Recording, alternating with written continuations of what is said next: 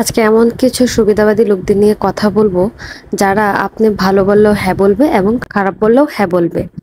আসলে এদের নিজস্ব কোনো চিন্তা ভাবনা নাই, আর যদি থাকেও সেটা আপনার ক্ষেত্রে কখনোই কাজে লাগাবে না।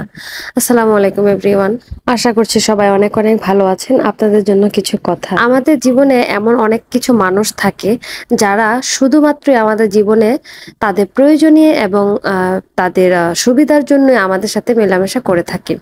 সেটা আপনার প্রতিবেশী হতে পারে, সেটা আপনার আত্মীয় হতে পারে এবং খুব কাছের মানুষও হতে পারে, বা যাদেরকে আপনি খুব কাছের ভাবছেন তারাও হতে পারে। এইরকম সুবিধাবাদী লোকদের সাথে চলা একদমই ঠিক না।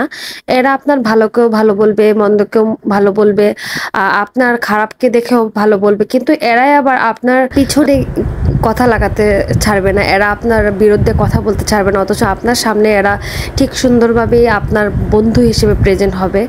এরকম লোকদের থেকে অনেক বেশি সাবধানে থাকবেন, নিজেকে অনেক বেশি সেফ রাখবেন, কারণ এরা হচ্ছে দুমুখ সাপ। ভিডিওটি দেখার জন্য সবাইকে অনেক অনেক ধন্যবাদ। সবাই অনেক ভালো থাকবেন, সুস্থ থাকবেন। আল্লাহ হাফিজ।